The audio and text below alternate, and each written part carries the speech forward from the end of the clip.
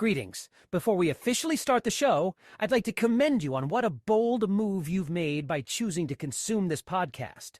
Is it going to be good? Is it going to be bad? Is it going to be weird? Well, thankfully, the answer to all three of those questions is yes. Anyway, there's probably going to be some choice language at some point, so don't say that I didn't warn you. Enjoy the show. And now, coming to you live from the tri-state area and San Francisco, California, it's the best part of Wednesday, Waffle Box, with your hosts, Mike Fish and Kush Hayes.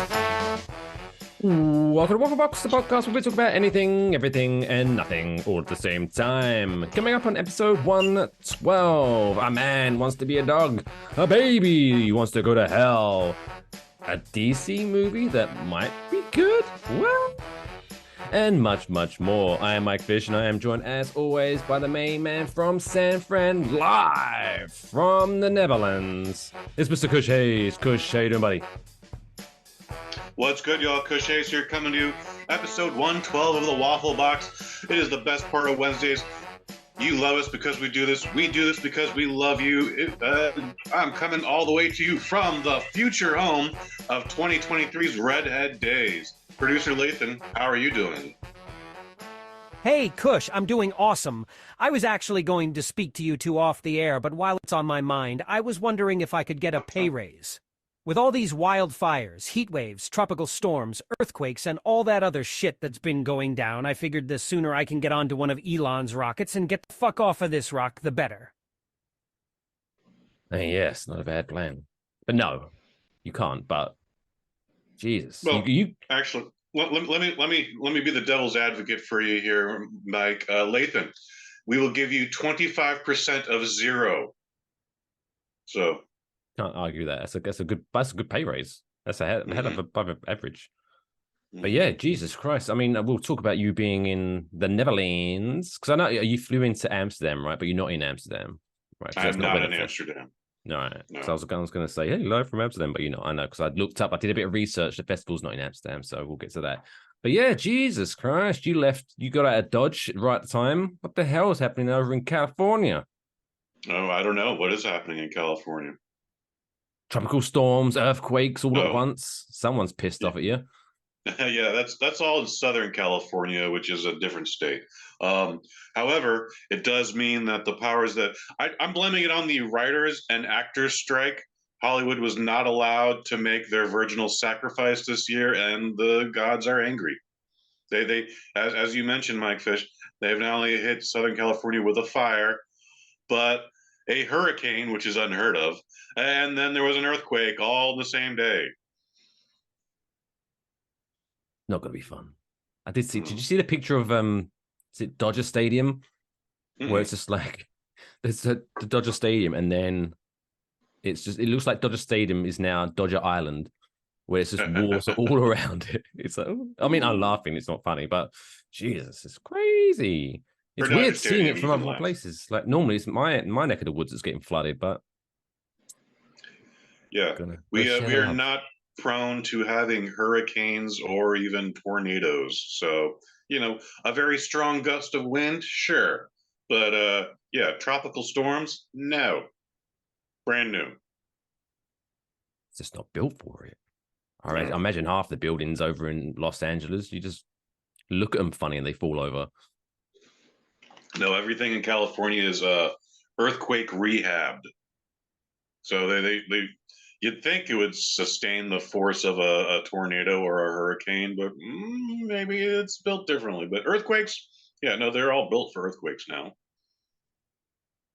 Happy days, happy days. Well, after that wonderful, uplifting topic, you mentioned the Redhead Days Festival starts. When does it start? It starts this Friday night. Oh, very exciting. So for the boys and girls at home that aren't familiar with the Redhead Days Festival, I want you to give a little summarization. All right. Well, it was started by a man named Bart Ruinhurst, whose name I will continue to butcher apologetically and unintentionally. I actually did an interview with him on the Microdose about 3 years back. And most of the stories, he was a photographer working on a class assignment. He was like, "What if I went to this town in the Netherlands and just maybe I'll get like 5 redheads to show up and 80 showed up or 100 showed up or whatever. It was a very good number. And then they're like, we had a lot of fun. Let's do this again next year. And then more showed up. And then it just kept increasing each year and each year. And I finally showed up 2016. And with the exception of the pandemic and last year, I haven't missed one since. But again, there was a pandemic, and last year was ridiculous. Like the Netherlands had already been like, yeah, we did that COVID shit. That's not a thing anymore. Don't worry.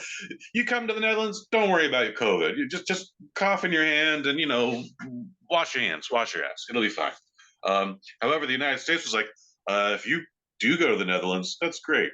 But when you come home, we want to make sure that you're not sick and haven't caught something. So you got to get another test done by a medical professional. It's like, I don't want to spend any time of my holiday, of my vacation, looking for a damn doctor that will take 50 euros to give me a clean bill of health, only to probably get sick on the plane ride home anyways, and then spend time in quarantine anyways.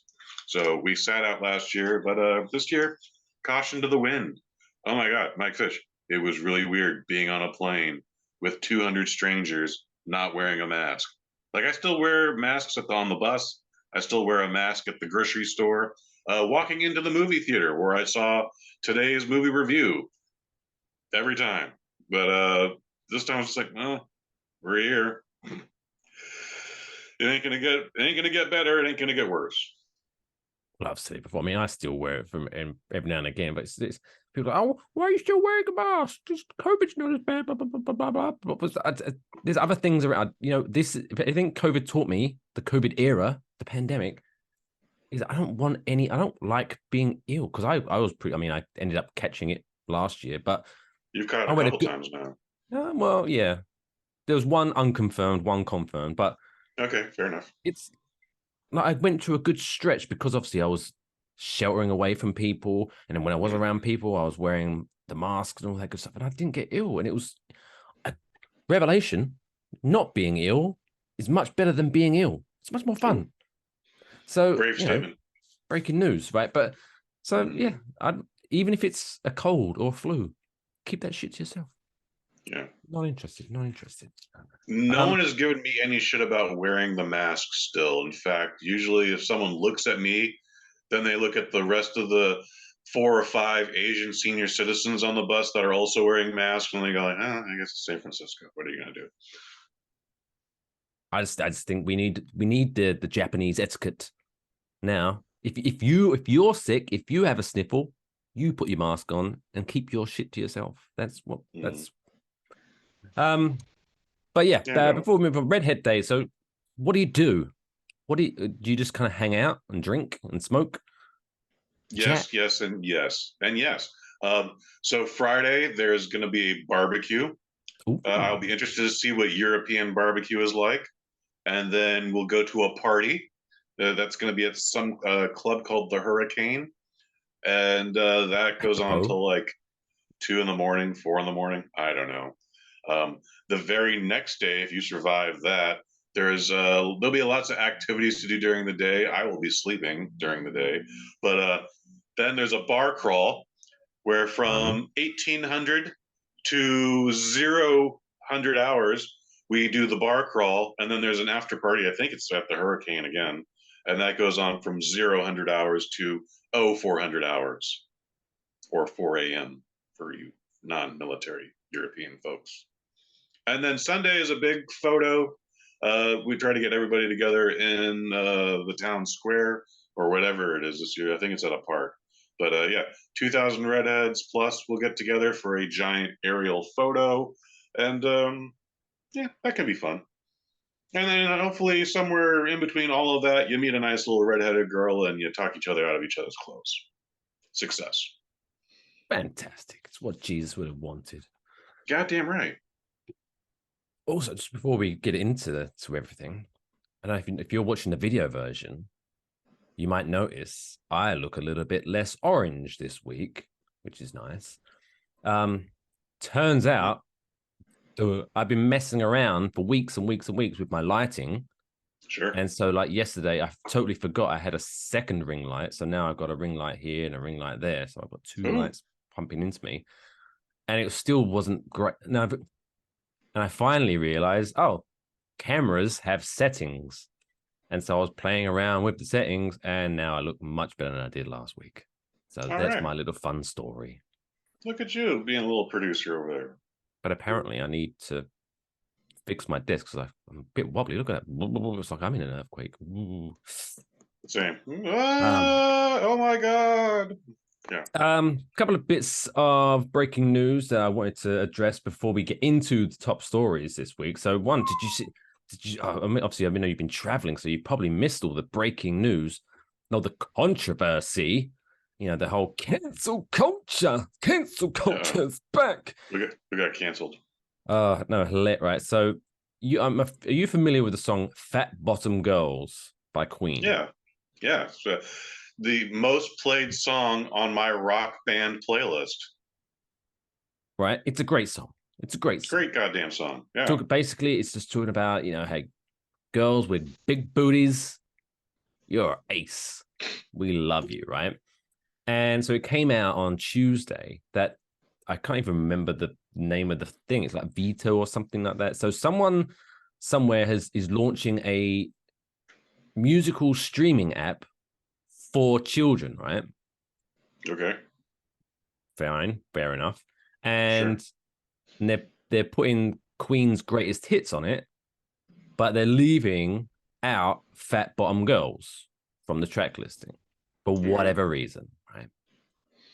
And as you can imagine, the internet has taken this news very well, and people got going. There's TV shows over in England I saw like having like 10-minute monologues about it and woke culture and blah blah blah blah blah blah blah. And I'm just like, dude, like, one, no one's ever heard of this streaming app before. Okay. Two, the song is still available everywhere else you would have streamed it before. Relax. If the target audience for this set app is for children, then yeah, Fat Bottom Girls probably shouldn't be on it or available, because it is about an older woman taking a young Freddie Mercury's virginity. Right? And I'm pretty sure there's other songs that haven't been highlighted lately that aren't probably on it. Like, I'm pretty sure there's some other questionable songs that aren't on it, but whatever. Who gives a shit? Just don't use that app if you want to listen to the song. It's not like if a new grocery store opens up and they don't stock Coca-Cola hasn't been cancelled. It's not there. Oh, gotcha. I see what you're saying. Meat isn't cancelled because there's vegan restaurants. Like, just relax. Just if you want to eat meat, don't go to the vegan restaurant. If you want to go, don't get to grocery store. If you want to listen to Fat Bottom Girls, just don't listen to app that no one's ever heard of until this morning. Just people's overreactions to overreactions, hilarious to me. And here I am overreacting to the overreaction of the overreaction. Yeah. It's the circle of life.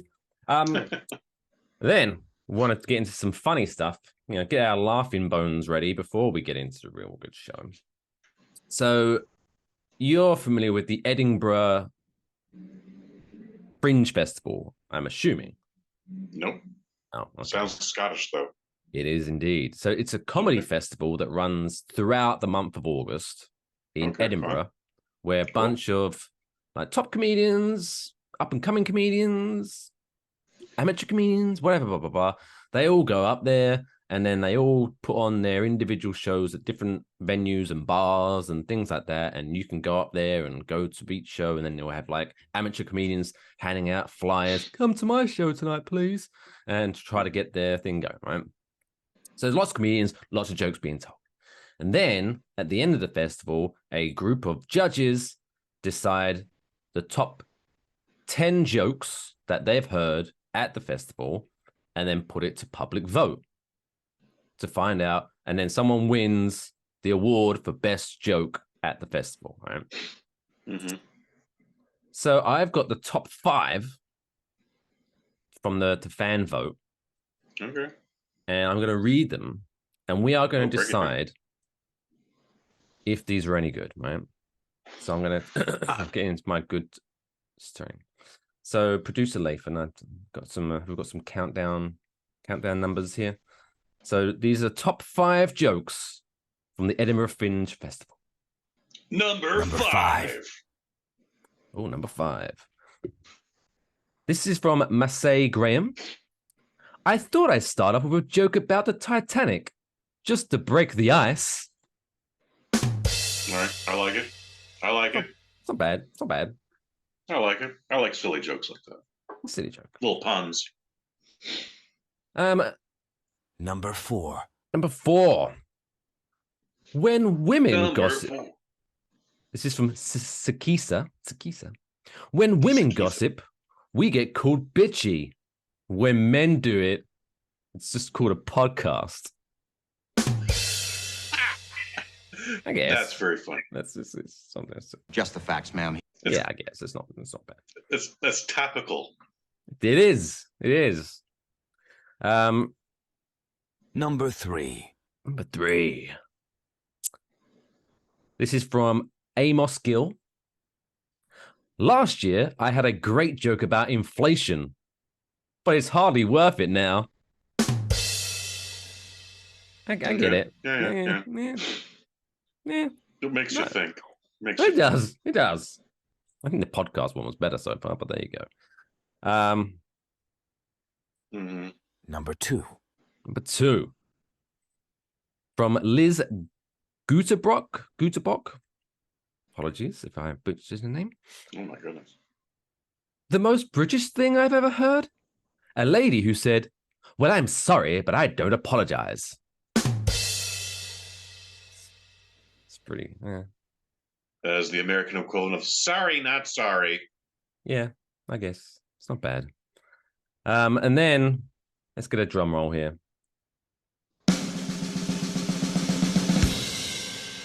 Number 1. From Lorna Rose Treen, the best joke ever told at the 2023 Edinburgh Fringe Festival. I started dating a zookeeper, but it turned out he was a cheater. Okay. Yeah, no, I don't like that one. It doesn't make It's sense. only okay. So what, she started dating a zookeeper? Oh, duh. Because it's a pun, obviously. It's a pun. So it's like, oh, duh. I thought it was a human. Turns out it was a big cat. Like, what? How did you make that mistake? I don't like that joke. It's not very good. That shouldn't have won. I think at the top, what are we saying here? What? My vote is going for the podcast. Number 4 gets my vote. Yeah, number 4 is very funny. Yeah. Justice for Sakisa. You should have won it. We would have voted for you. Anyway. Shout out to Sakisa. Living your best life. Now we're 20 minutes into the show. Should we start? Let's start. Lathan. Let's talk about some top stories. Good for us. It's now time for this week's top stories.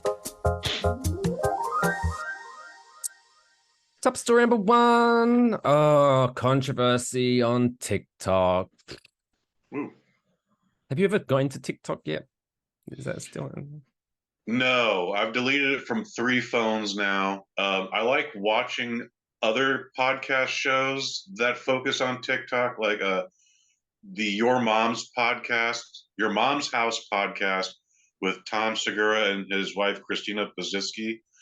She curates a bunch of crazy ass TikToks. I'm talking like dudes who are like pulling teeth out with pliers and just, mongoloids. And like she has found a unique curation of TikToks. I should send you a few after the show tonight. They're funny. But you can keep the teeth pulling one to yourself, though.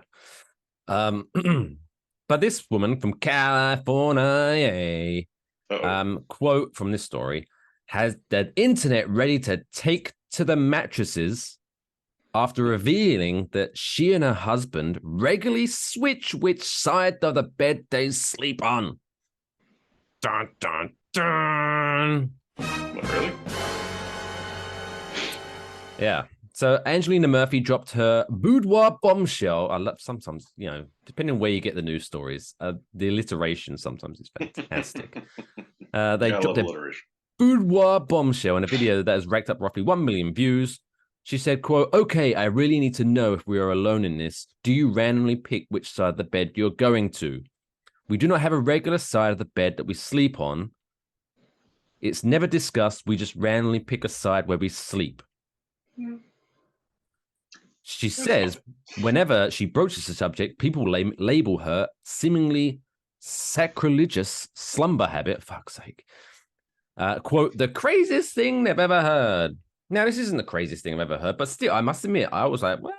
Like, do you, like, even though, like, even when I had, like, lived at home and I had, like, a decent sized bed, I mean, I had a double, I guess, and I was sleeping on my own, on my lonesome, I slept on one side of the bed and the same side of the bed every night. Is that, are you in that situation? I tend to sleep on one side of the bed as well, on the same side as what you're saying. Last time I was in a relationship, and that was a long time ago, we would sleep on the same side of the bed every night, except if we were traveling, and then she would always want the side that's closer to the bathroom. And so sometimes I'd be on the right, sometimes I'd be on the left. And then sometimes I would just project like, oh, bathroom is to the left, so I'll let you sleep on the left. She's like, but I want to sleep on the right. And I was like, baby, you're throwing off the whole formula. I don't care. So even after all that, it would still get switched up on me. I think you dodged a dodged a bullet there, Kush. But yeah, me and Mrs. we sleep on the same side because right? Because the bed, unless you've got one of those Tempur-Pedic beds or memory foam or whatever, like the bed kind of learns you. I mean, you kind of get in your little groove. This is like just switching up. You won't be able to sleep properly at night, surely. Plus, I did see a little study that apparently, here's a little thing some people might notice. So apparently, dating back to our caveman days, when I am man, I make fire, moon. Men would obviously, to protect their little clan, the men would sleep closest to the opening of the cave that they were sleeping in, so that if anything comes in, they're the first there. So they found that typically men would sleep on the side of the bed closest to the door of the bedroom. And I've noticed, looking back, I do that. Not that look at me, I'm not some hunter-gatherer protector, but it's interesting, what's still up in there in the noggin from the old evolutionary days. So I'm going to call this man out, her husband, Mr. Murphy. Not a good caveman.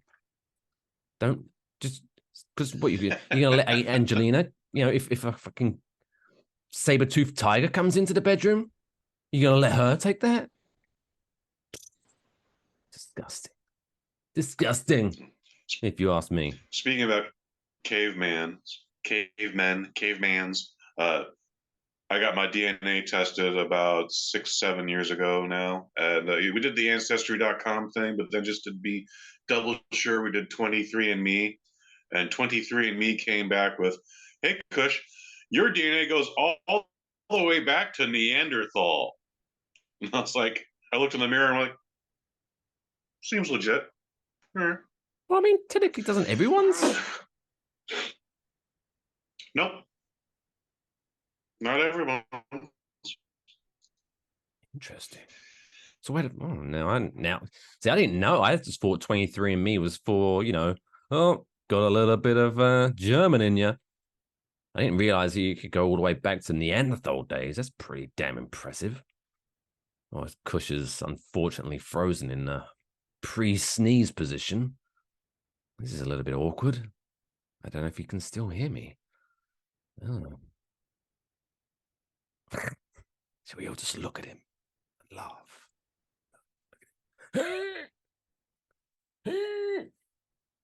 Are you back? Am I back? I've been here Yes, the whole sir. time. Oh, well, I guess I wasn't then. So, You welcome was back. you was frozen in like a I'm about to sneeze pose. And Oh, then so were you. Interesting. I was trying to take a picture and then the whole signal dropped. But here we are. So Bizarre. Yes. Anyway, Netherlands Wi-Fi. Shame on you. let's continue on. But yeah, so Angelina Murphy, bless her heart, tried to find validation for her opinions online, which is never a good thing to do. You know, you should.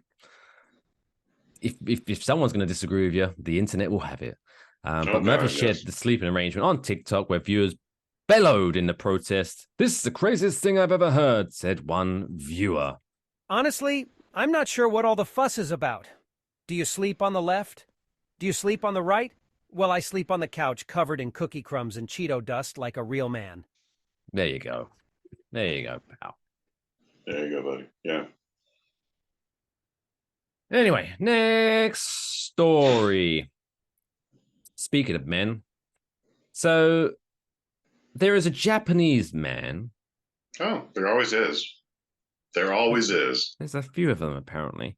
And I'm just trying to remember if his name is mentioned in the story. It's not. Anyway, so apparently, I never knew this, but apparently a man from Japan recently went viral after posting a video of himself wearing a, quote, hyper-realistic rough collie costume in public. So the dog guy. Yeah. Yeah. Apparently he'd spent like $14,000 for this costume that makes him look like a dog, and then he walks around pretending to be a dog, right? Mm-hmm. And so PFC went viral, and again, the internet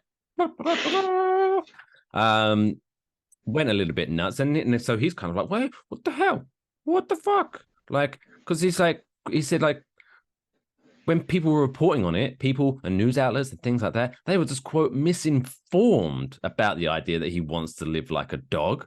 What? I don't want to live like a dog. He said, quote, that my desire to be an animal is like a desire to transform, a desire to be something that I'm not. Like a dog, I guess. But he said he said he only wears the costume once a week, mostly at home. And you know what? You know, my family, they're cool with it. No one's like why do people have this crazy idea that I want to live like a dog? That's insane. Anyway, yeah. So he uploads these videos to his YouTube channel, which is called I Want to Be an Animal. Well, there's the fucking clue. You know what I mean? The internet might actually have this one correct. Even if it's misunderstood, just like what are you doing, man? You don't need to live like this. Also, aren't you bringing shame upon your family and your ancestors? What's happening here? This isn't normal. This isn't normal behavior. I'm by no means comparing the two individuals, but this reminds me of that woman that wrote a book called How to Murder Your Husband and Get Away with It, that was later arrested for murdering her husband. If these people don't want us to think something, stop leaving these giant fucking breadcrumbs. Didn't we do a Waffle Box story on that? Like she wrote a children's book or something, and then they're like, police are like, we need to dig us some holes in the backyard. Oh, hey, it's a dead husband. What do you know? The way it was just an interview. So, in your book, I want to murder How to Murder Your Husband and Get Away with It. What research did you do for this? Oh, well, I murdered my husband. I watched some documentaries. Oh shit. Yes, it's very bizarre. So yeah, if you don't want people to think that you want to be an animal, don't create a YouTube channel called I Want to Be an Animal. Simple. But, live your life, but, live with the consequences, I guess.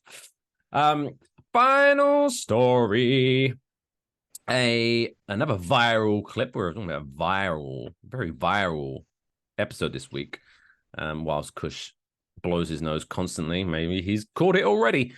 So an 11-month-old Buffalo area boy has gone viral for hilariously derailing his own baptism. Oh. So what happened, right? So if you've ever been to a baptism, there's a baby being held by the parents over like a little holy paddling pool, I guess, or whatever it's called. And then the priest is reading his thing from the Book of Sacraments. And then at some point, he takes the baby, and it depends where you go. Sometimes he'll dip the baby in. Sometimes he'll just like splash some water on the head, whatever, right? And so apparently, like, the baby was like, not today, buddy. I like me some Black Sabbath. And so the baby took his hand and just went, woo, and smacked the book out of the priest's hand. And the book went into the water. And it was all, and everyone's like, oh, fuck, oh, my God. And so apparently, luckily, the priest at Our Lady of Pompeii Church in Lancaster, New York, quickly just picked up the book and carried on. The father said he was a champ. But yeah, that's that baby did not want to be accepted into the house of the Lord, apparently. He was not happy about that. I actually think I've heard this story before. Wasn't his mother found throwing up green vomit whilst violently masturbating with a crucifix? Oh, or maybe that was something else. That was something else, you dork. Maybe they relate. Maybe he's what's the word? Maybe he needs an exorcism. Maybe the power of Christ beseech, or whatever the fuck they say. Needs an exorcism, is what you're saying. Yeah, what is he? He has been, what's the word when possessed? Possessed. There we go. Evil baby. Should have been a clue when his eyes were glowing red, but there we go. So yeah, there we go. That's top stories. What are they? I must admit, with everything that's been going on, wildfires, tropical storms, heat waves, earthquakes, everything. I must admit, doing the research for this week's show was very difficult. Not much light-hearted news going around lately. I'm surprised a shelf full of books didn't fall on you during this. Right? So you just or you walk by a random Coca-Cola machine that just went, just fell on you for no reason. Insania. So yeah, there we go. But then let's move on. Thankfully, amongst all the madness that's been going on this week, people are still out there trying to be extraordinary and are breaking world records. Hey, let's discuss one right now in this week's Dumb World Record of the Week. Why? Why? Why would I lie? Why? Why? Why? Why? Why? Why would you want to do that? This week's Dumb World Record comes to us from the United States of these Americas. It doesn't say anywhere more specific than that, but this man is named Zach Swope. Zach Swope is a new world record holder, and he is a man from your own heart, Mr. Hayes, because this one has broke the world record for most films or movies seen in a cinema movie theater in 1 year, not calendar year, because it was spanning apparently from July 2022 to July 2023. Now, you kind of highlighted this story to me, so I'm going to test your knowledge or your memory. Okay. Do you remember, Mr. Hayes, how many movies Mr. Zach Swope saw at the movie theater in 365 days? He had 777 screenings. Boom. Those aren't all exclusive individual movies. He would see the same movie multiple times. Like he saw the newest Puss in Boots, great movie by the way. He'd see that like 35 times. Jesus which I'm Christ. just like, yeah, he would see 2 and 3 movies a day on top of his full-time job.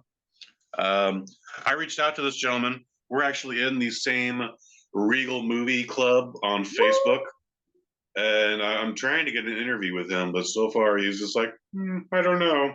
I think this Kush guy might be trying to make fun of me. And I'm going to say no. Well, But don't bring fun him will on be here, had. because I will make fun of him. No, then That's we won't what I bring him do. on the Waffle Box. But so obviously things are different on each coast. How much is the average? Because obviously I'm assuming, because I know you can get discounts if you join the club of the cinema and things like that. Mm-hmm. So how much is it? How much per month? Do you get a monthly pass or something? How does it work? So he's definitely a part of the Regal Unlimited Club, and you and I have gone over their details before in a previous Waffle Box. That was It's an like, early one, I think. For Movie Pass, I think we discussed that. yeah, and I told you about the other clubs too. Yeah, it's like $24 a month, Oh, that's not and you bad. can see as many movies as you want with it. There's additional surcharges. So if I just go, like when I saw Blue Beetle the other day, there was a 50 cents surcharge. When I went to go see Spider-Man Into the Spider-Verse Part 2 or whatever it was, that was on the biggest RPX screen. So there was a $3 charge for that. Gran Turismo, the movie we did a few weeks ago, I saw that on Screen X, which is a terrible format. However, that was a $4 extra charge. So there is extra money. It's hard to tell what he saw. I doubt he saw everything in 2D. Some things are in 3D, and then the other various formats. So, yeah, the article did not specify how much he spent on this, but I mean, he spent a lot of time. I mean, Time is money. see, the average movie is like 2 hours, let's say. Mm-hmm. That's 1,554 hours Mm-hmm. divided by 12, 130 hours a month. Yeah, it's a lot. So he spent out of an average week, a day and a half of each week was spent at the movie theater, at least. Mm-hmm. Jeez. And you know, if you're talking about the extra surcharges, I'm sure he went up to the front desk as soon as they opened. Which movie do I not have to pay extra for? Yes, I'll be here all day then. I'll watch that. All that information is in the phone app. The one thing I noticed that stuck out to me in the article, Regal employees would have to observe him watching the movie. Yeah, so he can't sleep. And make sure he's not on his phone. Make sure he's not eating popcorn. Which I don't know why that's an issue. But yeah, he wasn't permitted to eat or drink. Why? And that was self-imposed too, by the way. That wasn't something like Guinness said. You need to. He was like, that was his thing. I don't know why. So, but I David or whatever your name is, I would love to talk to you about Zachary. I would love to talk to you more about this. Oh, yeah, okay. So I saw that in the article, and I thought that was bizarre. But now it's even more bizarre the fact that he's making it. So, and on top of that, I have to watch each movie whilst hopping on one foot. Why? No, you don't. You don't have to do that. Just sit in there and watch it. Very bizarre. Could you imagine if this guy had a girlfriend? You can just hear that poor woman every night asking, "So, honey, where would you like to go tonight for our date night? And I swear to God, if you say the movies one more damn time, I'm leaving you." Yeah, probably safe to say he's a solo individual. I mean, I'm a solo individual, but I also don't want to spend that much time at the theater. As I love movies. I'm the movie guy. But yeah, I get exhausted these days. I'm just like, Like even like if he has a full-time job, so pretty much all of his free time for an entire year was spent at a movie theater. That's just it would drive me nuts. Same. Like, oh, and he wasn't even allowed to eat or drink, so you can't even have bring in, do the old trick of like getting a bottle of Coke and then like taking a few sips and then topping it up with something just to give yourself a little treat. Can't even do that. Yeah, that doesn't seem to be so much a thing these days. I literally bring a bottle of rum or whiskey with me every time without having to bring in the faux Coke. Yeah, but people bring in whole meals now. It's weird out here in San Francisco. No, I'm old school. I don't like to bring much like anything that can, like a packet of chips or candy that makes a rustling noise. I don't want to be that guy. So I'm like, okay. No. Oh, he missed out on a trick here. He could have been like, hey, I'm trying to break this world record. I'm going to watch 777 movies in this theater over the next year. People are going to want to talk about it because it's weird. I can give you free publicity here. How about while I'm here, throw me a bone and, maybe free refreshments? I'm sure he could have got something out of this. Why did he impose that rule upon himself? What an idiot. Yeah. But there you go. Congratulations, I guess, Zach Swope. I don't like Zach, his I hope name. everything's okay with you, buddy. You definitely got some issues you need to work on. Therapy is also good. Therapy is also good as opposed to 777 movies. 35 times. Puss in Boots, very good movie. It's on Netflix now. Yeah, but I don't want to see it 35 times. You haven't seen it once, though. But what if you did? You might want to see it 35 times. No. My favorite movie of all time, Big Trouble in Little China. Mm-hmm. I could probably sit and watch that back to back maybe 3 times before I'm like, okay, I need to do something else. Like, this is Kurt, I love you, buddy, but we need to take a break. We need to see other people. We're talking three times in the same day, or just like 3 days in a row? Both, I guess. Okay, that's honest answer. But yeah. Is there any movie that you'd happily watch every day for a full year? I know this isn't what he did, but let's see a tolerance here. So So you said Puss in Boots 30 odd times. So let's say, all right, you have to, let's say, to pick up the month of October, because that's got 31 days and it's coming up. Mm-hmm. If you had to watch one movie every day of the month of October, what movie would you be able to do? And this is a theatrical release? Well, like I have to see this in the theater? Can I just watch it at home?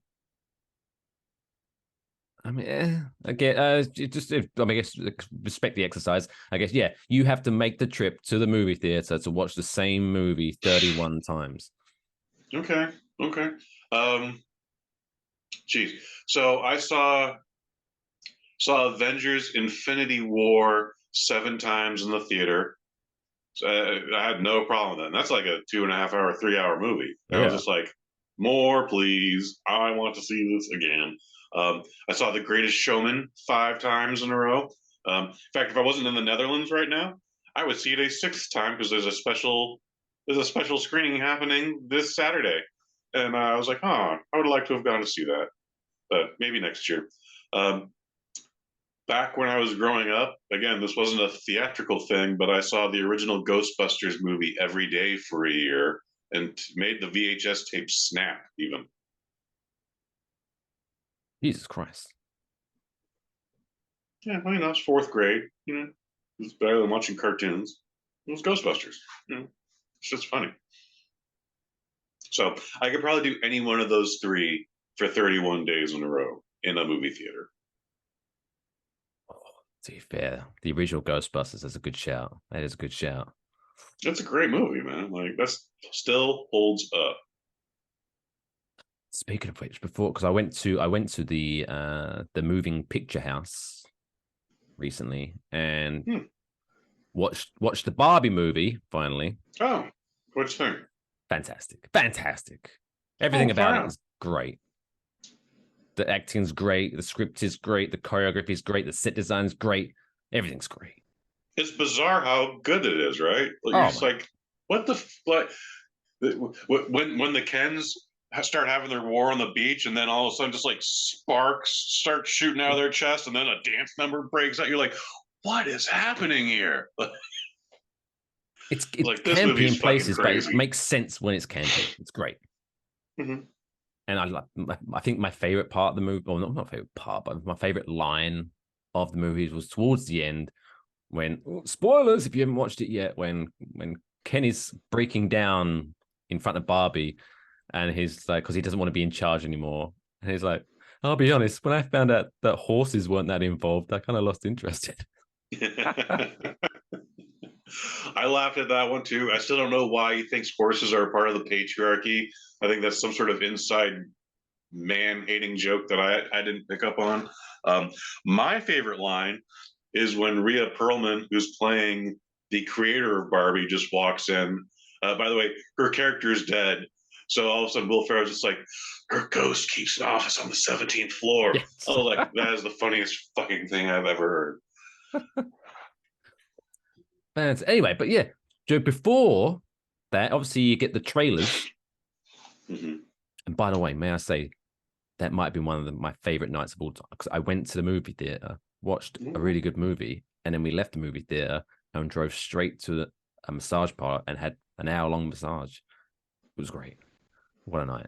But yeah, before you get the trailers, and one of the trailers was for a special anniversary re-release and movie showing of They Live. I'm like, oh, I want to go to the movies to watch that. I want to watch Roddy Piper fuck shit up in the big screen. You should look up your little mom and pop shops, theaters, man. Like they don't need a special reason. They'll just be like, it's Tuesday, we're gonna show They Live, and then probably Big Trouble in Little China. It's a double feature, 2-for-1 ticket. I've been a part of a couple of those out here at the Balboa, or out here. I'm in the Netherlands now, out in San Francisco. What was I going to say? Oh, it's the 30th anniversary of Jurassic Park, so it's getting a very limited special re-release in 3D. I did the 3D gimmick for its 20th anniversary. This was when they were getting ready to do Jurassic World. So, like, is there still any interest left in this franchise? Whatever about Jurassic World, dude. Jurassic Park 1 still holds up. 2, the 3D conversion that they did, if it's the same print, maybe they've updated it since then. Wow. Was it good? The T-Rex chase where like Jeff Goldblum's like, must go faster. Wow. That thing was amazing in 3D. I was like, we can leave the theater now, dude. Like, it ain't gonna get better than that. But yeah, it's still Jurassic Park. It's still a good movie. Might need to check that out, because sometimes when I have seen like when they make 3D movies out of 2D movies, sometimes it's like, I guess they use cheap technology, and when I say cheap, obviously I mean it's still pretty expensive as hell, but it's more. The movie was still not 2D. Intended to be in 3D. It's still 2D, but some 2D things are closer than others. If you know, so it looks 3D, but also flat at the same time. It's very. I don't like that. I've seen a couple of those, and it's like, oh. We were bombarded with that during the 3D craze after the original Avatar 13 years ago. Another great movie that still holds up that they did a special 3D conversion of was, speaking of James Cameron, was Terminator 2 Judgment Day. And I forget if there was like, it's the 25th anniversary. I forget what the situation was with like Terminator 2 in 3D. Wow. Dude, but like it's already Terminator 2, but then like it's James Cameron's 3D, and it's like wonderful. Oh, when the T1000 is probably running, I bet that looks pretty dope. Fucking God, dude, yes. So, still, anyways. I mean, we need to, but still, I've said it before and I'll say it again: the best use of 3D ever, Jackass 3D, where with the dildo cannon. And that vibrator is just flopping towards the screen. Fantastic. Amazing. Hats off. Anyway, still to come. Oh my God. We're in the middle of the show. We have fun.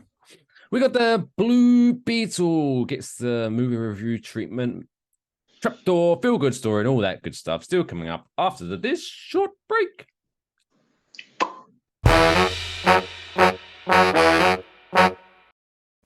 Hi, Trish. Who's working here? Don't remind me. Can he make it a whole shift without Duracell batteries? I made these special just for... Guess not. You can't top the copper top.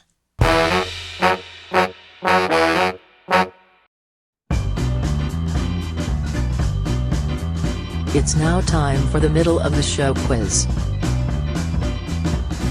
Hey, welcome to Waffle Box episode 112. Still to come. Kush reviews of Blue Beetle, a DC comic book movie. Could it be good? Could it be bad? Probably. And much, much more. But it is the middle of the show, so it's the perfect time for the middle of the show quiz. This week we're doing higher or lower again. Woo! Yay! So this week, how this works, I give Kush Hayes a starting point of a topic, and then we go work down the list, and you have to work out which one's higher or lower than the previous one. Nice and simple. This week, since I know you're a big music fan, we are doing the higher or lower of the top selling recording artists. Oh shit! I'm gonna fail this one miserably. We shall see. Now, just in case anyone goes, "Oh, you said this person sold this many, but actually they sold this much." Blah, blah, blah, blah, blah. This is from BusinessInsider.com. So if it's wrong, blame them, not me. So Fair. The starting point this week is Guns N' Roses. Ooh. Guns N' Roses, who have reportedly, according to BusinessInsider.com, sold 44.5 million units of their music. Okay. So that's the starting point. Let's get into it. So, point number one.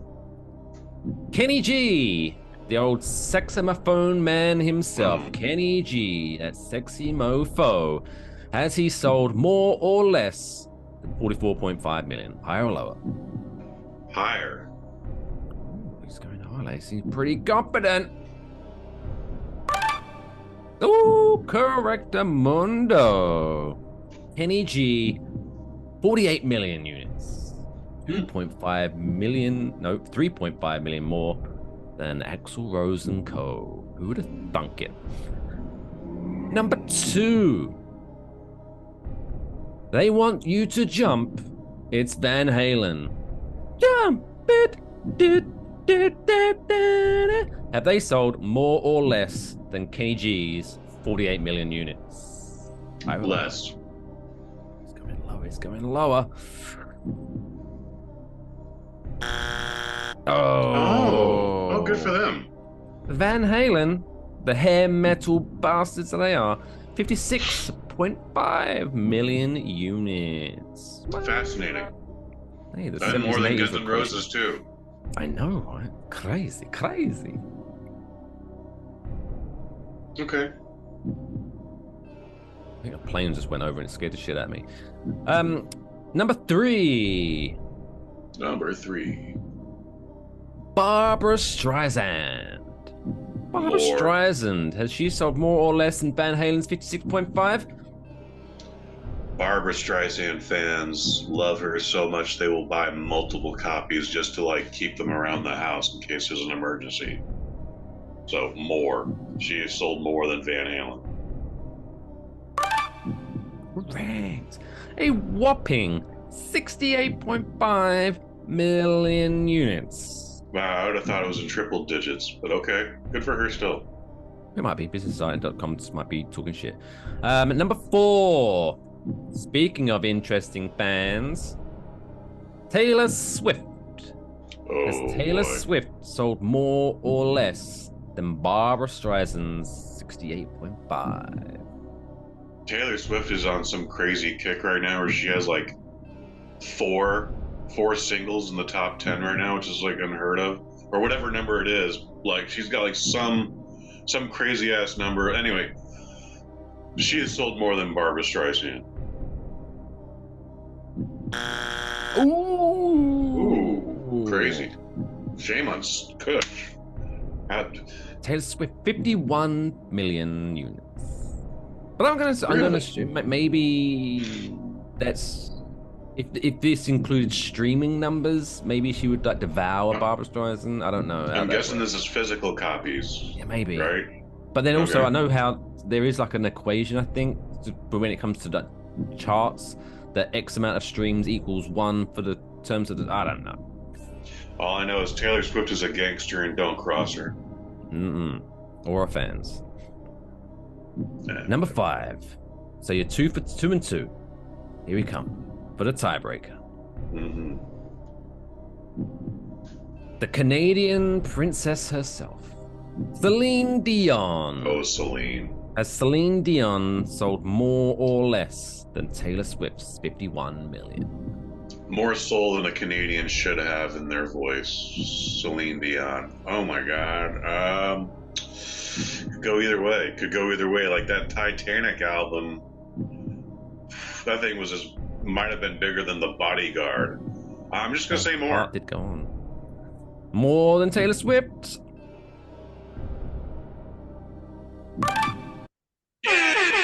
No. You win. Yeah, Celine Dion, 53, only slightly more, 53 million than Taylor Swift. Congratulations, Mr. Hayes. That's crazy. Okay, cool. The winner is you. Hey, that's me. Right. I am a winner. This might be a bit interesting, this segment, because during the ad break, Kush admitted that his hotel, for some reason, had omitted to leave a notepad and pen, which is bizarre. That's normally a staple of any hotel room. Bizarreness. So you can't take notes for this segment. So whatever. We are now. They left me with a half roll of toilet paper. Oh, it was less than even. I was just like, what is going on here? But, dude, I used to work at a pretty crummy hotel back in the day, but we still stocked the shit out of that bathroom so that you wouldn't call us for more. Yeah, leave us alone. Yeah, that was the point. Leave us alone. So I will go to my notepad on my phone here, and we will try and do it that way. And it's time for us to dispel some debates, and get rid of something from the world that we know it in this week's Trapdoor segment.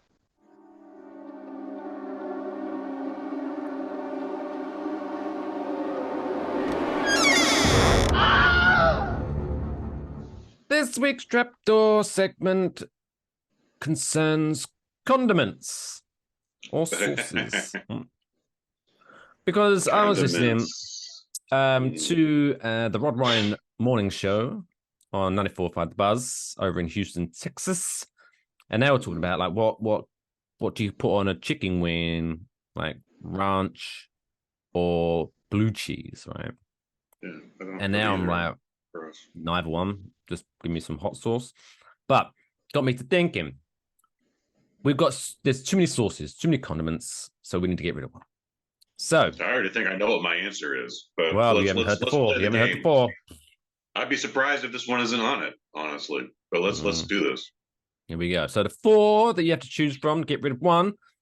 Okay. We start with basics, the traditional. Got a bit of ketchup, tomato ketchup. That's number one. Mm-hmm. Number two, barbecue sauce. Oh. Number three, ranch dressing. Interesting. Or number four, mayonnaise. So we're going for the basics. I'm sure we're going to upset someone on this, but we've got ketchup, barbecue sauce, ranch, mayonnaise. Kush Hayes, show you working. Which one's going? Well, I gotta tell you, Mike Fish, when it comes to condiments, I'm not much of a condiment guy. Like, if I get a hot dog, no, I won't eat it raw. But I won't put ketchup on it. I'm a mustard guy, which I am thankful that is not on this list right now. So, I like putting ketchup. I like putting mustard on my hot dog. I like putting mustard on my French fries. Have you ever put mustard on some chicken wings, or chicken strips? Fantastic. Mustard Not something I do all the time. Just usually for French fries and hot dogs. But ketchup, you're an American staple. You're safe. All right, you're kind of bland, but every now and then it's nice to come back to you. Nice to come back to you. Barbecue sauce. Barbecue. If you're having barbecue, you have to have barbecue sauce. You can't just barbecue chicken wings without barbecue sauce. It'll make the meat dry. It'll make it just unpalatable. You need barbecue sauce. All right, barbecue sauce is staying. People in Texas, Kentucky, and Louisiana just all breathed a big sigh of relief there. Barbecue sauce ain't going nowhere. All right. Ranch dressing.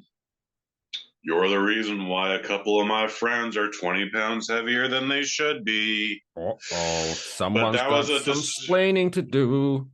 That was a decision they made. I will not blame you, ranch dressing, but I will also never, ever, ever put you on anything. I'm happy to say I have never had ranch on anything. Hand on heart. Hand on my lucha mask medallion. Bing. That brings us to mayonnaise.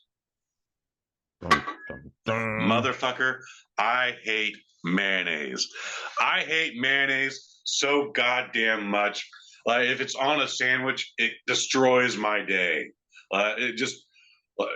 There are times where I kick myself in the head for forgetting to tell the chef, hey, don't put mayonnaise on my burger, you goddamn animal. Why would you do that? I'm just thinking, why would they do that? And then they do it. I go, there's goddamn mayonnaise on my burger.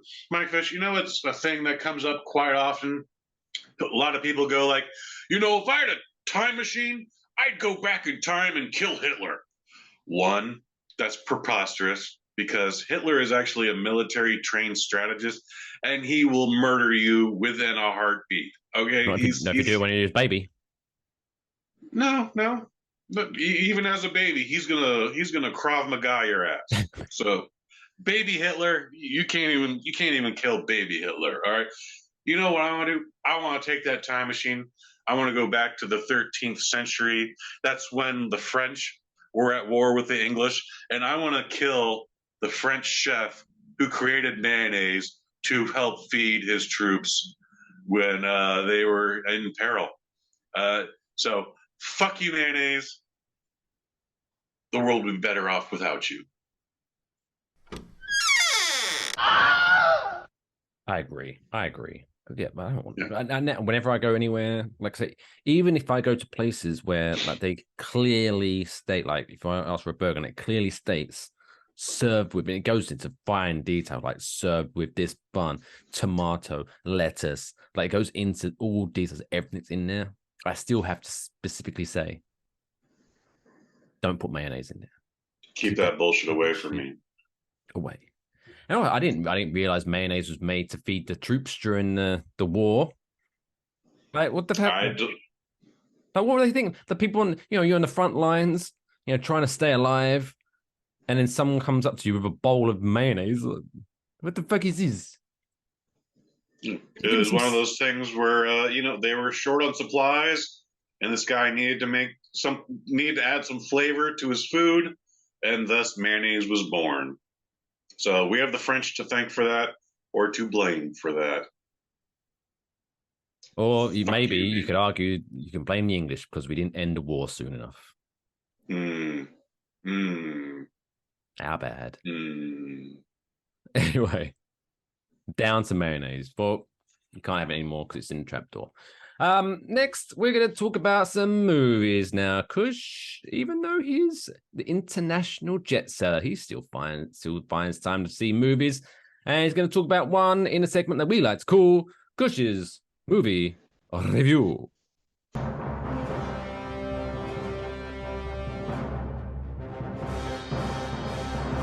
Kush's Movie Review. Yeah, buddy. Welcome to Kush's Movie Review.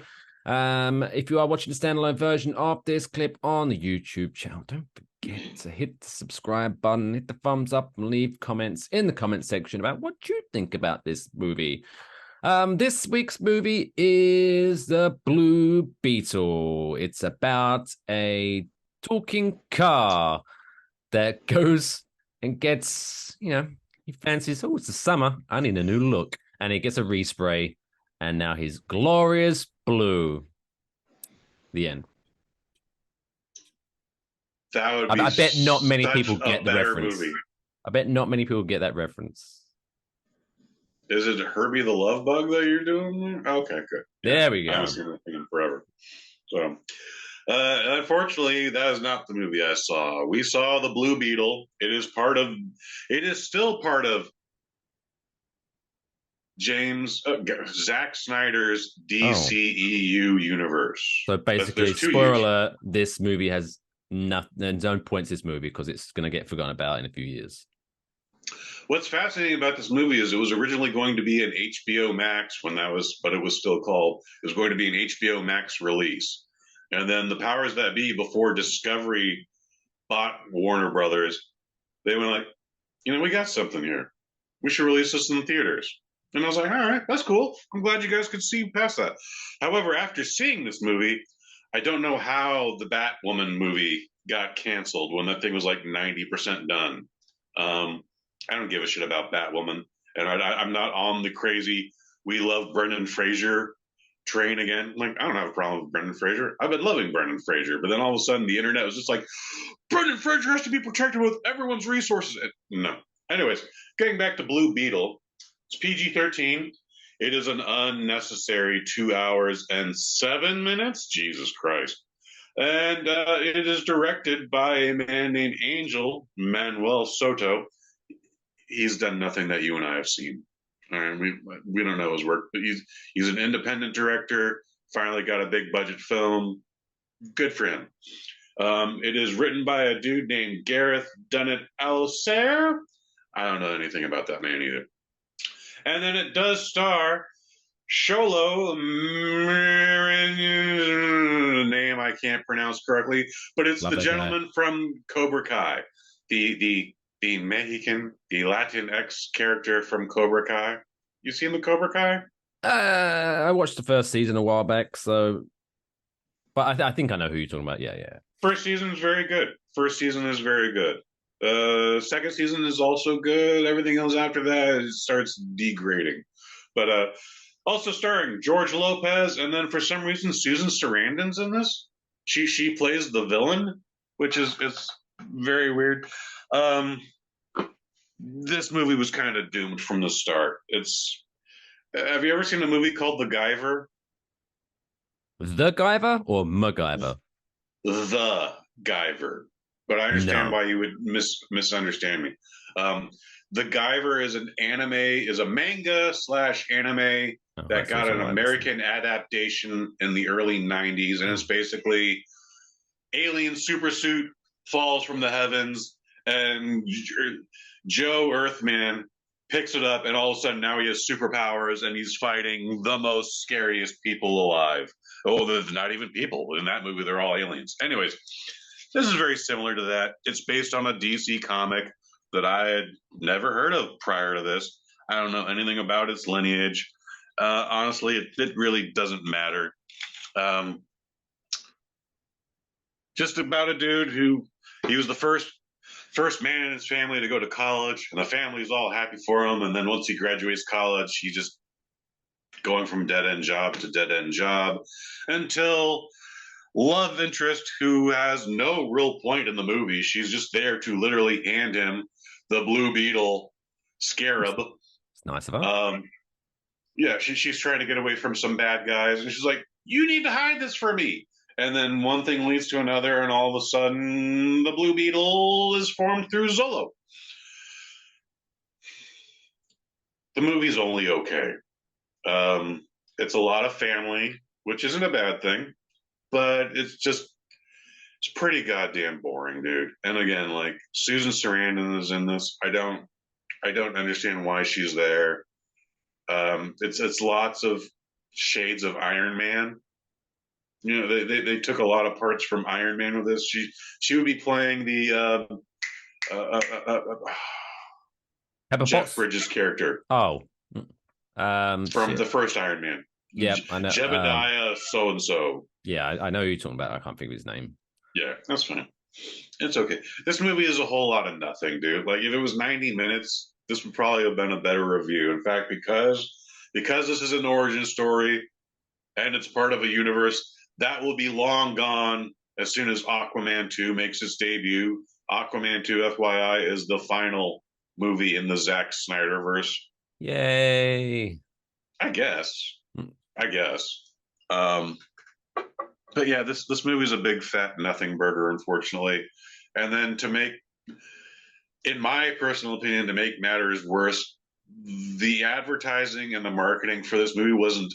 Look at this dope ass movie from DC Comics we got coming out. It's all. This is the first Latinx superhero ever seen on a motion picture screen. It's like that's also not true. And also, from some of the trailers I've watched, obviously they have different trailers and showing different bits. But the one I saw, it seemed, even though I knew it wasn't, but you'd be fooled by the trailer that, oh, this story is about a Hispanic man who has a superhero son. Like it focused way too much on the dad. Actually, the dad in this is very nice. He's not George Lopez. Oh yeah, no.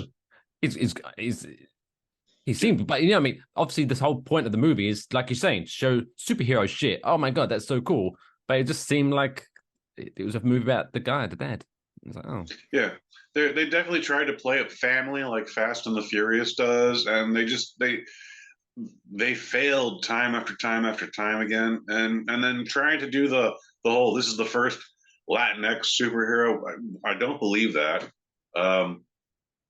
I don't even believe that for the DCEU. So what are my references? I'm sorry, I don't have any. So if I'm wrong, don't sue me, but don't at me either, bro.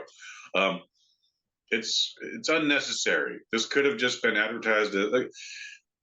There was a movie that came out last fall called Bros, and Universal Pictures was declaring it as the first homosexual rom-com. And I was like, that's fucking stupid.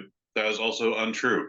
There's this channel called Logo, and it's filled with nothing but homosexual rom-coms. Oh, by the way, back in the late 90s, there's this little studio called TriStar Pictures. You now know them as Sony.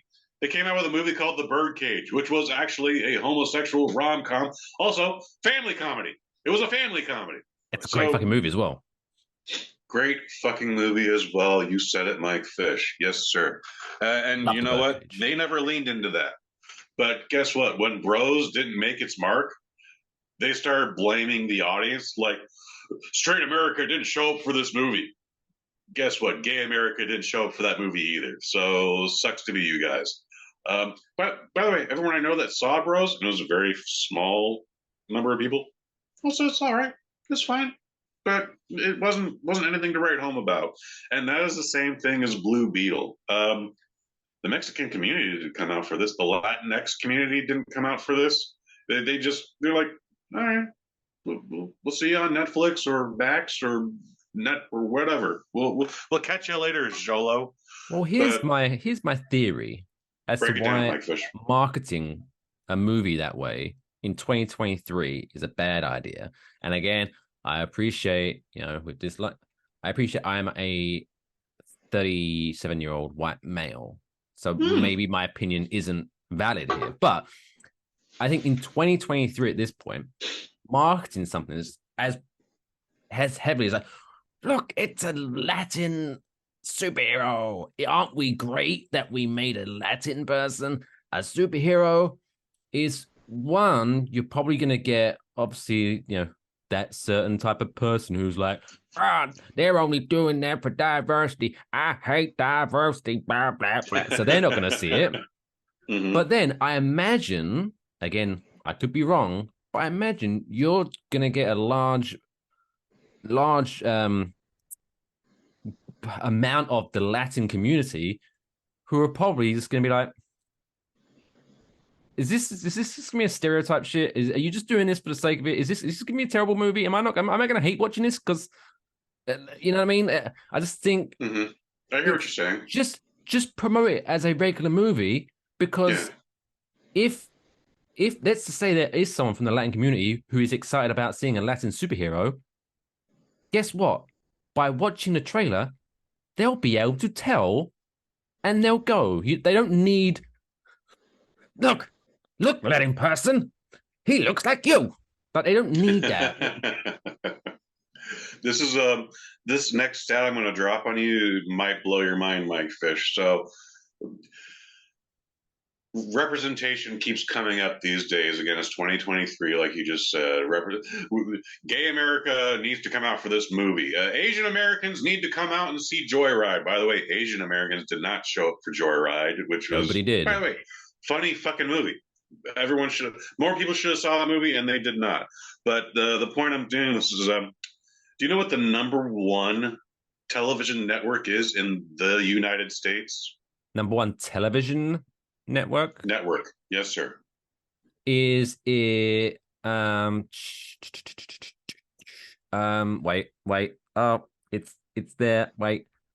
Just throw out a guess. No, I can because fuck. It's is it fuck. Is it the I can't remember what it's called now. Is it the Spanish speaking network? It is. It is one of the Spanish speaking networks. It's either Telemundo or Univision, and I get why you would get either one of those mixed up. But I'm gonna say wait. I'm gonna guess. This is my educated guess. Just because they also show a lot of sport on this network, I'm gonna go with Univision. I think if it's the network that's owned by NBC Universal, you are correct. I think that's yeah. I think I'm right. I'll just say I'm right. Anyway, let's just say it's Univision for the sake of this argument. Univision is the #1 television network in the United States, not the #1 Latin network, the #1 network blanket statement. Okay, and that's because all the Hispanics that come to this country, they're not trying to watch NBC and Law and Order. They're not trying to watch reruns of Everyone Loves Raymond. They want to watch the shit that they relate to. And guess what? It's Univision or Telemundo. I'm sorry. Again, I'm going to keep banging my head against that one. So it's marketing people think we're stupid. And, to be fair, a lot of people don't know that stat. I'm the dork who knows that stat. And it's because I know that stat that I roll my eyes every time I hear, this is the first Latinx superhero. Miss me with all that shit, dude. This should have just been a good movie. It's unfortunately not a good movie. But also, I was seeing people in the Facebook groups going if this movie doesn't do well, there won't be another Latin superhero. It was like, you know what? You just don't know how to speak Spanish. Because I bet on Univision, I bet they got a couple Spanish-speaking superheroes. And I bet the show is pretty good. Okay? But you just don't know how to speak Spanish. Netflix is some Indian superheroes you can watch. Maybe it's a Netflix. Anyway, it doesn't matter. But yeah, there is. If you want it, you can find it. Yeah, basically. So, anyways, I wish this movie was better. It's kind of just a big fat nothing burger. I was bored. I was legitimately bored most of the time. I'm surprised I didn't fall asleep. You know what? Also weird. Venom 2 got it right. They made that, despite the fact it was a sequel, they made that bullshit 91 minutes long. And because of that, I was like, I kind of like this movie. I didn't hate Venom 2, but Venom 2 actually has the funniest scene I've seen in a long time that no one is talking about. And that's the scene where Venom breaks up with Eddie. They have a whole homoerotic lovers quarrel where Venom gets kicked out of the apartment. And then he goes to a rave for some reason. And then because I guess Venom has to eat people to survive, he eats some raver who is higher than a giraffe's eyelash. And then thus Venom ingests all the drugs he's eaten. So he just starts just freaking out. And also people think he's just a dude in cosplay, just a dude in a costume. And so they aren't treating him like this alien symbiote. That shit is hilarious. For a movie I didn't want to like, that shit was hilarious. Wildly entertaining. Blue Beetle. I'm trying to find a reason to give it a 3, but it's a 2. It's a 2 out of 5. So I'm not saying it's terrible. but it's not worth repeat viewing. I would not watch it for 31 days in October. I bet Zach Swope won't watch this multiple times either. He fucking loves doing it. So, George Lopez is funny. By the way, George Lopez was in a Mexican superhero movie that I reviewed for the Bosnet 4 years ago called El Chicano. El Chicano, also a terrible name for a movie. I want to say the character's name was Vengador. By the way, Vengador is Spanish for Avenger. And when I left the theater, I'm like, why don't they just call it Vengador? And then it took me like a day and a half to like, oh, because Marvel probably put the kibosh on that. You can't call this Mexican Avenger. So, yeah. One final thing before we end this review. People are everywhere, dude. You're an English gentleman who lives in New Jersey. So English people are everywhere. Japanese people are everywhere. Mexican people are everywhere. But when you take this Mexican family and put them in Miami, Florida, or DC's version of Miami, Florida, it's weird. Like every second that they bring up, we're Mexican, we get through stuff. I kept asking myself, why aren't they Cuban? Why aren't they Puerto Rican? Why aren't they Dominican?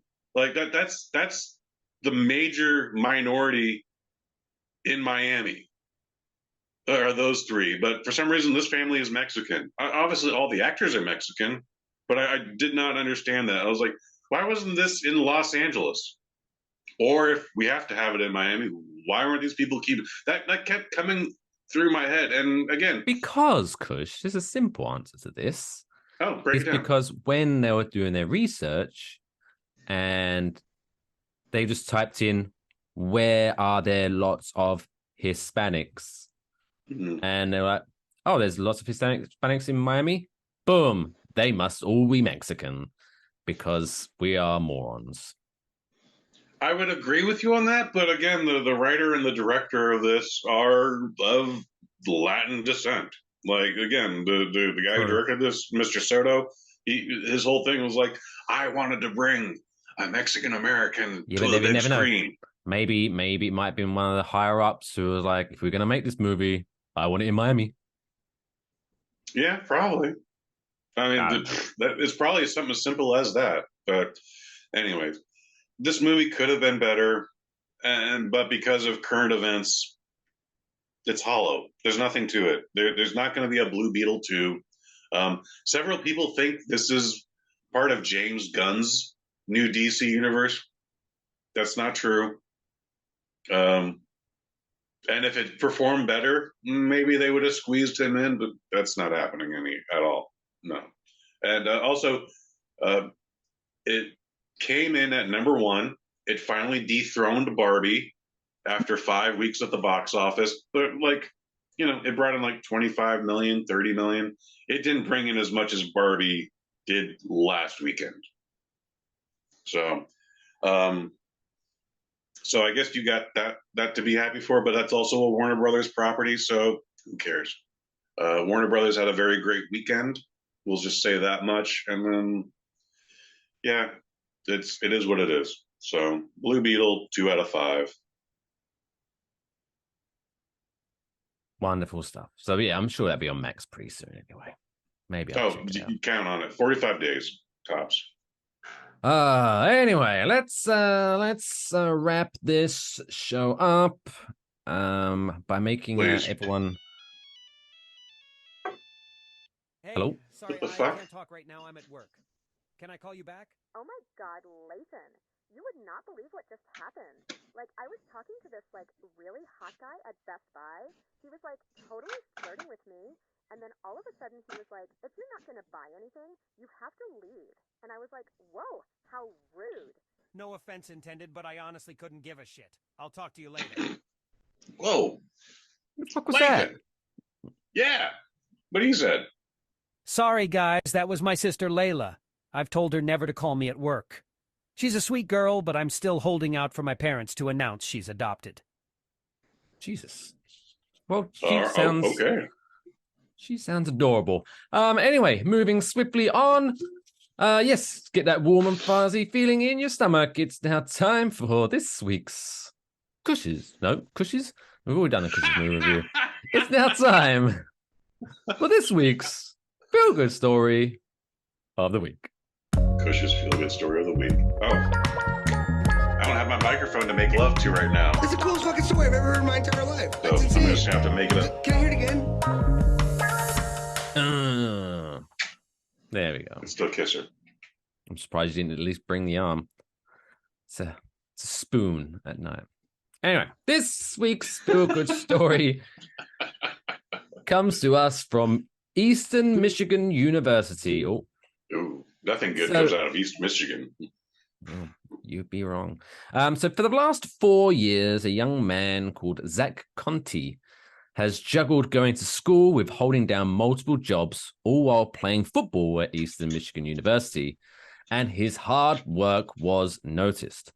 To cover his tuition and his bills, Conti had been taking on landscaping jobs and home demo jobs, while also dealing with the recent news that his mother needs to have a kidney donor. Good Lord. He shared with his teammates that he was thinking about quitting the team, and his fellow offensive linesman, Brian Dooley, didn't want to see him give up his passion.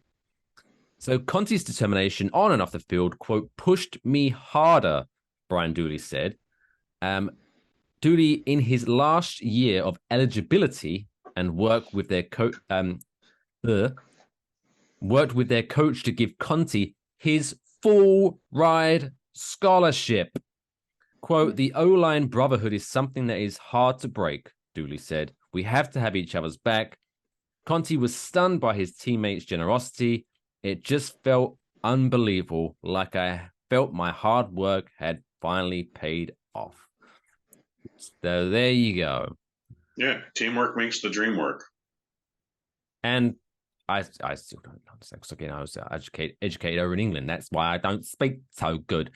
But I know American college is not very cheap.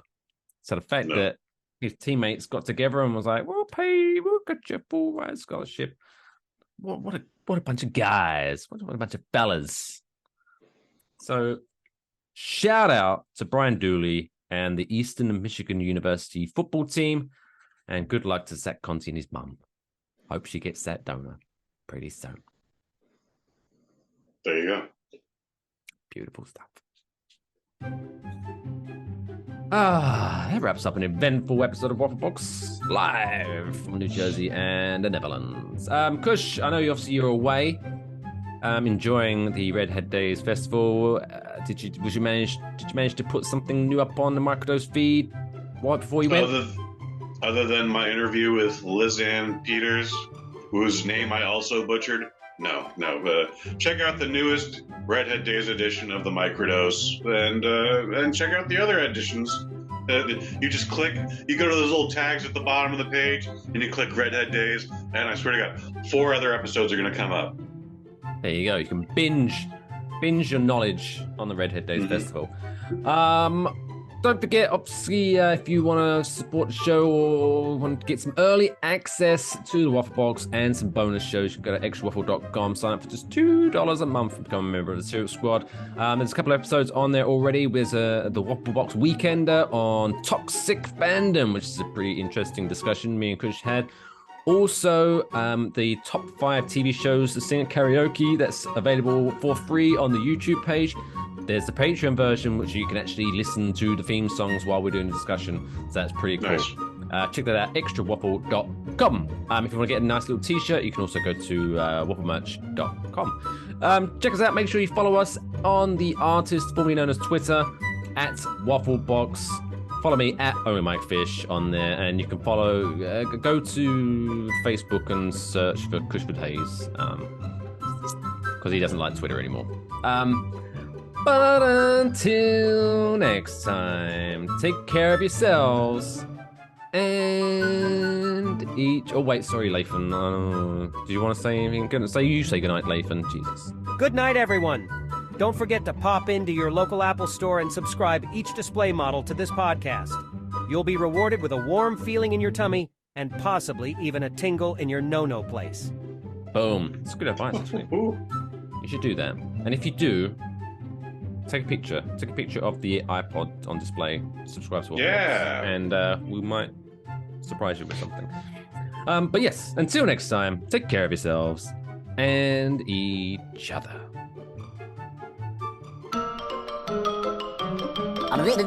That's all, folks.